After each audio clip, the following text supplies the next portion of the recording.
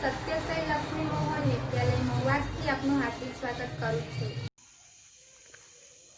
કેમ છો વિદ્યાર્થી મિત્રો? તો વિદ્યાર્થી મિત્રો, આપણે ગયા વિડીયોમાં ધોરણ 11 ફિઝિક્સ એની અંદર ચેપ્ટર નંબર 4 જોયું હતું। એમાં આપણે સદિશોનું વિભાજન વિશે જોયું હતું કે સદિશોને આપણે કોઈ એક સદિશ હોય તેને આપણે કઈ રીતના વિભાજન કરી શકીએ, બરાબર।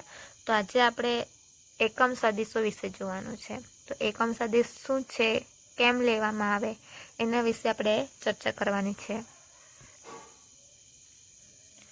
તો એકમ સદિશ, હવે એકમ સદિશની વ્યાખ્યા શું છે? તો કે એકમ સદિશ એવો સદિશ છે કે જેનું માન એક એકમ છે અને તે ચોક્કસ દિશાનું નિદર્શન કરે છે। એટલે કે કોઈક સદિશ છે, એ સદિશ એવો સદિશ છે કે જેનું મૂલ્ય જે છે એ માત્ર ને માત્ર એક જ હોય। એનું મૂલ્ય જે મળે એ એક એકમ જેટલું જ હોય, એટલે કે એક જેટલું જ હોય અને તે ચોક્કસ દિશાનું નિદર્શન કરે છે। એટલે કે એ ચોક્કસ દિશા દર્શાવે, બરાબર। તેને કોઈ એકમ કે પરિમાણ હોતો નથી, એટલે કે તેને કોઈ એકમ પણ હોતો નથી અને તેને કોઈ પરિમાણ પણ હોતા નથી। કોઈ એકમ હોતો નથી એટલે કે આપણે જેવી રીતના બીજા કોઈ એકમો તરીકે મીટર, કિલોગ્રામ કે એ બધા એકમ લઈએ ને, એવી રીતના આ જે એકમ સદિશ છે એને કોઈ એ પ્રકારનો એકમ હોતો નથી, બરાબર।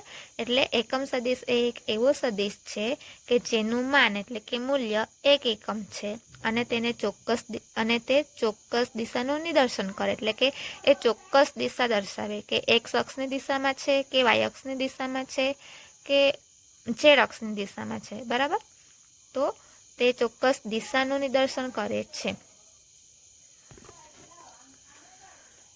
તો હવે આપણે એને વ્યવસ્થિત રીતના સમજીએ। તો એકમ સદિશની વ્યાખ્યા છે કે એકમ સદિશ આપણે અગાઉ જોયું તે જ મુજબ એવો સદિશ છે કે જેનું માન એક એકમ હોય અને તે ચોક્કસ દિશા નિદર્શન કરે છે।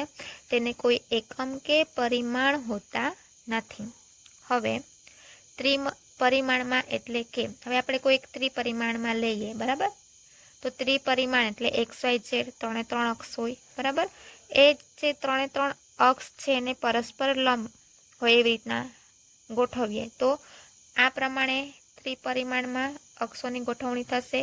એક્સ, વાય ને ઝેડ આ જે ત્રણે અક્ષ છે એકબીજાને કેવા છે? લંબ રીતે ગોઠવાયેલા છે, બરાબર। તો હવે મારે આ એક્સ ડાયરેક્શન, એક્સ દિશા તરફ છે, વાય દિશા તરફ છે અને ઝેડ દિશા તરફ છે, બરાબર। તો હવે એક્સ અક્ષની દિશામાંનો એકમ સદિશ મારે લેવો છે। તો કે એક્સ અક્ષ છે, આ એક્સ અક્ષની દિશામાં એકમ સદિશ લેવો છે। તો કે એક્સ અક્ષ જે છે કઈ દિશામાં છે? આ તરફ છે, બરાબર। તો એક્સ અક્ષનો એકમ સદિશ લેવા માટે મારે આઈ કેપ વડે એને દર્શાવવામાં આવે છે। તેવી જ રીતના વાય અક્ષ પર કોઈ એકમ સદિશ હોય, તો વાય અક્ષ પર કોઈ એકમ સદિશ હોય તો તેના માટે આપણે જે કેપ વડે દર્શાવીએ।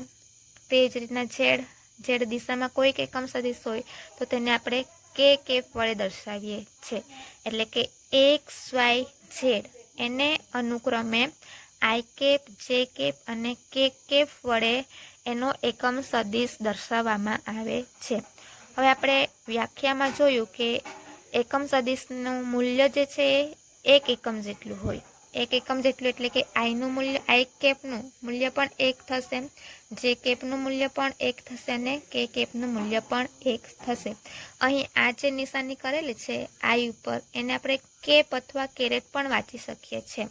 આને આપણે આઈ અથવા કેરેટ પણ કહીએ છીએ। તો એને આપણે આઈ કેપ વાંચીશું, જે કેપ વાંચીશું કે કેપ, કે કોઈ એન કેપ હોય તો એને એન ઉપર આપણે આ રીતના નિશાની કરેલી હોય તો એને આપણે એન કેપ તરીકે વાંચવાનું છે, બરાબર। હવે આ ત્રણના મૂલ્ય કેવા છે? સમાન મૂલ્ય છે કે આઈનું પણ મૂલ્ય એક જ છે, જેનું પણ એક જ છે અને કે કેપનું પણ મૂલ્ય એક જ છે। તો એને આપણે આવી રીતના લખી શકીએ કે આઈ કેપ બરાબર જે કેપ બરાબર કે કેપ બરાબર 1। ત્રણના મૂલ્યો કેવા છે? તો કે 1। હવે જ્યારે જેને કોઈ એકમ પણ છે નથી, આપણે એકમ સદિશનો કોઈ એકમ હોતો નથી, એટલે એકની પાછળ કોઈ જાતનો એકમ લખેલ નથી, બરાબર। હવે જ્યારે કોઈ પણ દિશામાંના એકમ સદિશને એન વડે દર્શાવવામાં આવે ત્યારે હવે આપણી પાસે કોઈક એકમ સદિશ છે, બરાબર, એને આપણને દિશા ખબર નથી. કોઈ પણ એક એકમ સદિશ હોય એની દિશા એક્સ ડાયરેક્શનમાં છે, વાયમાં છે કે ઝેડમાં છે, બરાબર. તો આની જે ડાયરેક્શન આપણને ખબર નથી ત્યારે તે એકમ સદિશને આપણે એન કેપ વડે દર્શાવવાનું છે. એન કેપ સદિશ વડે દર્શાવવાનું છે.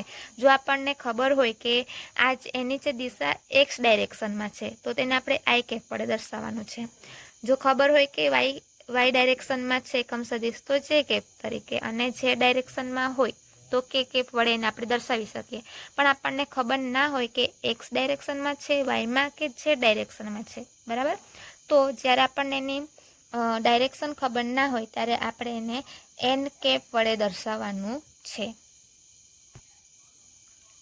જેમ કે મારી પાસે કોઈ એક સદિશ તરીકે મેં એ સદિશ લઈ લઉં, બરાબર. આ મારી પાસે એક એ સદિશ છે. હવે એ સદિશની દિશા મને ખબર નથી એક્સ છે કે વાય છે કે ઝેડ છે, બરાબર.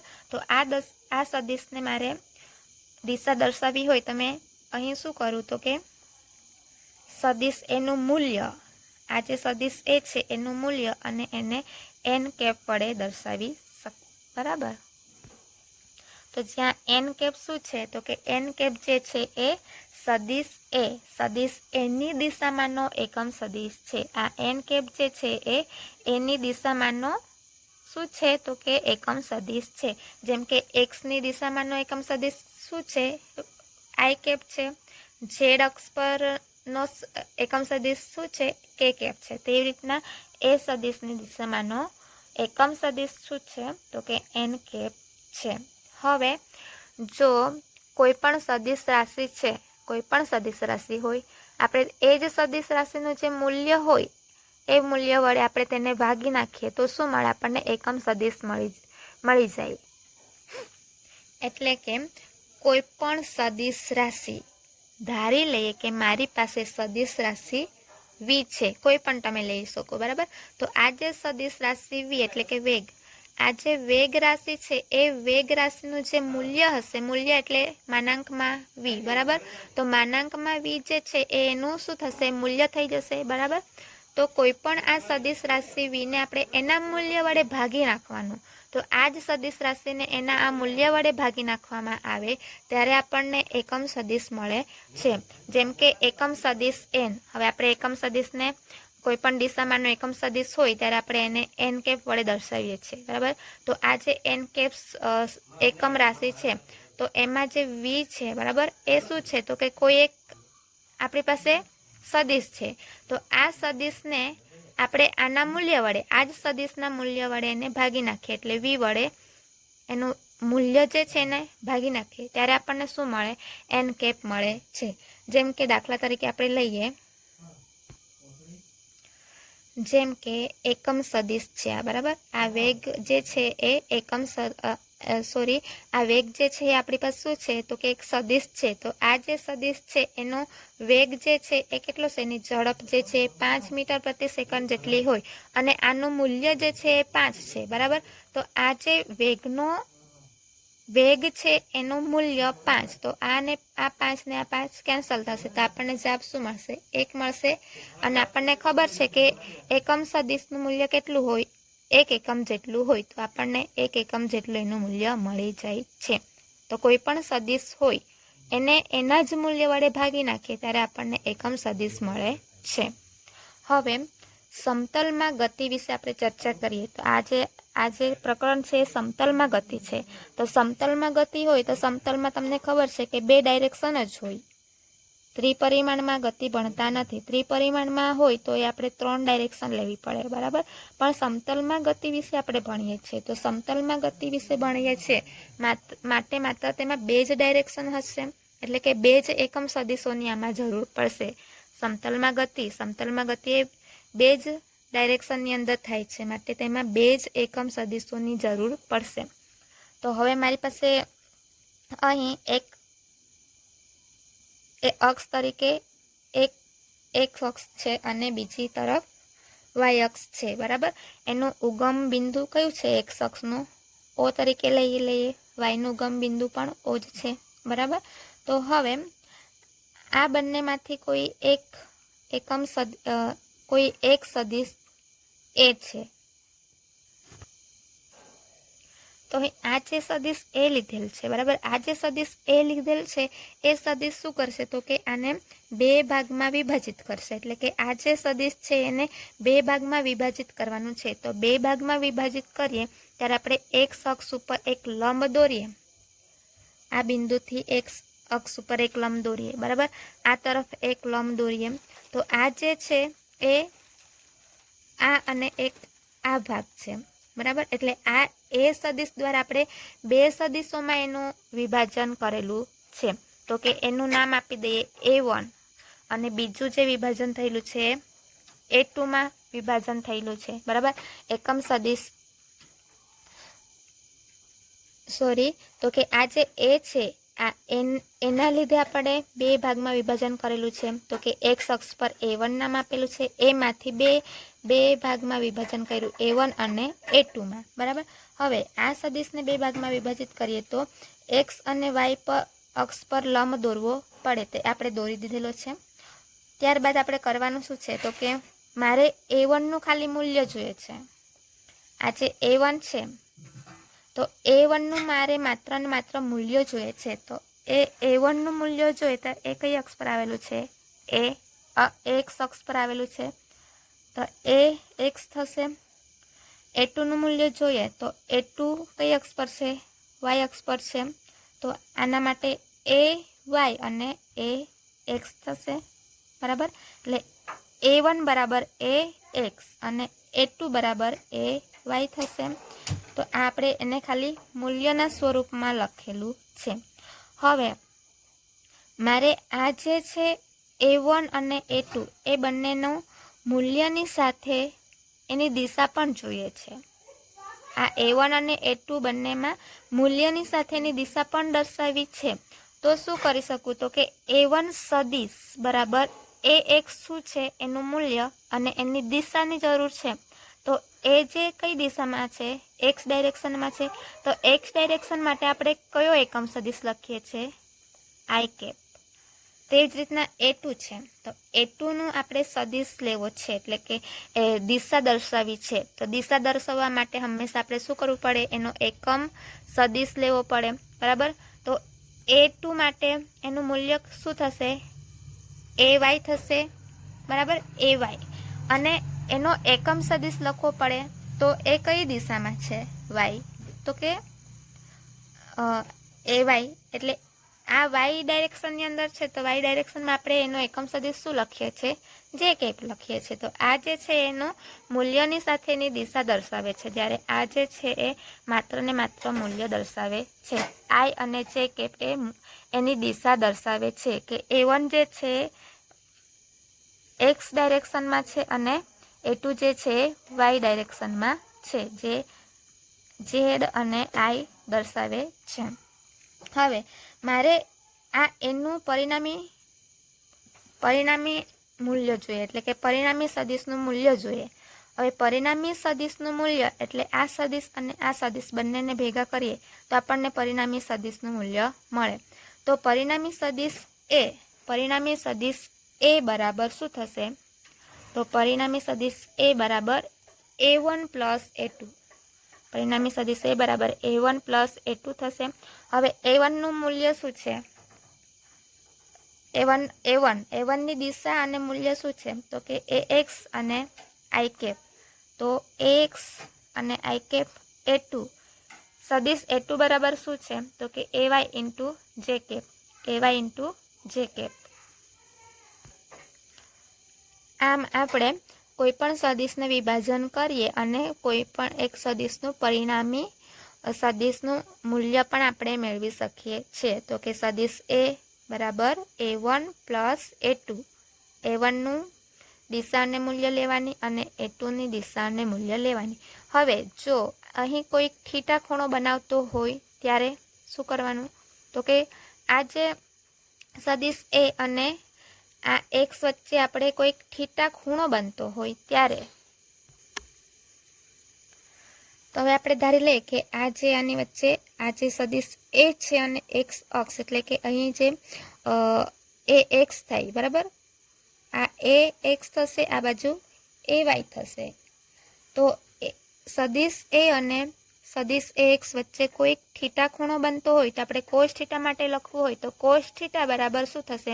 પાસેની બાજુ ભાગ્યા કર્ણ. તો અહીં પાસેની બાજુ શું થશે? પાસેની બાજુ એક્સ થશે, એક્સ અક્ષ થશે, બરાબર, એક્સ અક્ષ. અને કર્ણ શું છે? તો કે સદિશ એ. સદિશ એ તો એક્સ. હવે આપણને એક્સના સૂત્રના કરતા બનાવે તો શું મળશે?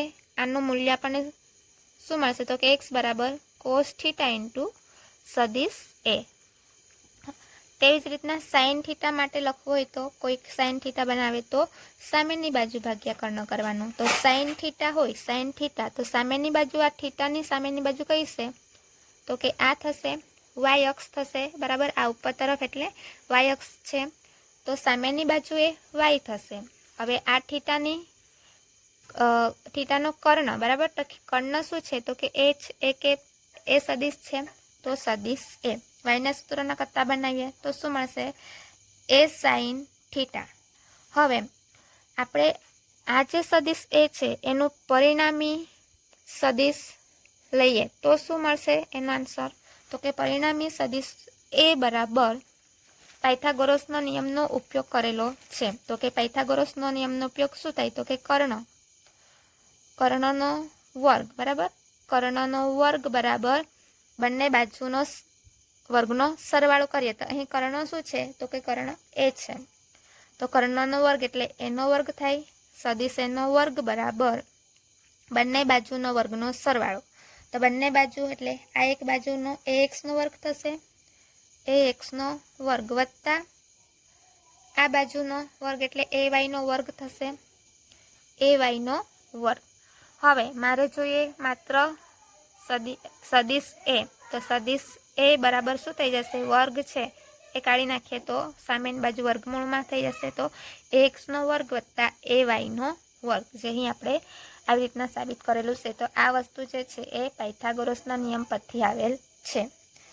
એટલે કે પરિણામી સદિશ એનું મૂલ્ય શોધવું હોય ત્યારે, બરાબર. તો કે બંને બાજુનો વર્ગમૂળમાં બંને બાજુના વર્ગનો સરવાળો. હવે ખૂણો શોધવા માટે હવે અહીં સાઇન થીટા છે, તો હવે કોઈ ખૂણો શોધવો હોય ત્યારે શું કરવાનું? તો એના માટે ટેન થીટા લઈ લઈએ. તો કે ટેન થીટા બરાબર સામેની બાજુ ભાગ્યા પાસેની બાજુ થાય. હવે ટેન થીટા લઈએ ત્યારે સામેની બાજુ થીટાની કઈ થશે? એ આ કઈ બાજુ છે? એ વાય બાજુ થાય. આ જે એ વાય બાજુ છે આપણે ટેન થીટા લેવાનું છે, બરાબર. તો ટેન થીટા એટલે સામેની બાજુ ભાગ્યા પાસેની બાજુ. તો સામેની બાજુ કઈ થશે? આ ઉપર તરફ એટલે વાય અક્ષમાં એ વાય થશે, સામેની બાજુ ભાગ્યા પાસેની બાજુ, તો સામેની બાજુ એ વાય થશે અને પાસેની બાજુ જે છે શું થશે? એ એક્સ. તો આપણે આને કેવી રીતના લખીએ? તો કે